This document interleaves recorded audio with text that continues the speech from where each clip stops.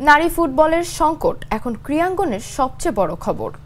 সংকট এমন পর্যায়ে গড়িয়েছে যে ইংলিশ কোচ পিটার বাটলারের অধীনে অনুশীলন বয়কট করা সাবিনা সহ 18 ফুটবলারের ক্যারিয়ারই শেষ হওয়ার শঙ্কায়।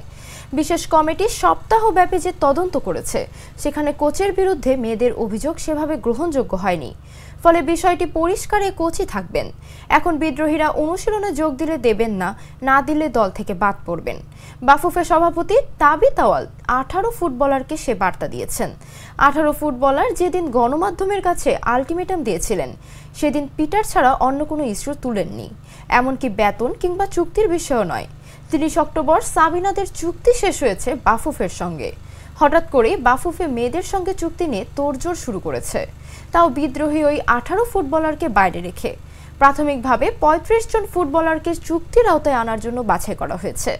এর মধ্যে প্রথম ধাপে চুক্তি করা হবে 12 জনের সঙ্গে, যারা ক্যাম্পে ছিলেন এবং অনুশীলন করেছেন।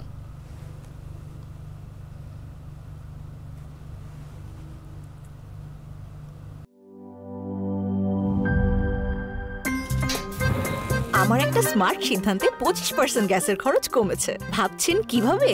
সাধারণ গ্যাস স্টোভ বদলে আমি এনেছি আরএফএল গ্যাস স্টোভ। এর সাইন্টিফিক নজল ও ব্রাস বার্নার ক্যাপ সমানভাবে তাপ ছড়িয়ে রান্না করে দ্রুত, তাই গ্যাসও বাঁচায় 25%, টাকাও বাঁচে 25%। আরএফএল গ্যাস স্টোভ নিরাপদ ও গ্যাস সাশ্রয়ী।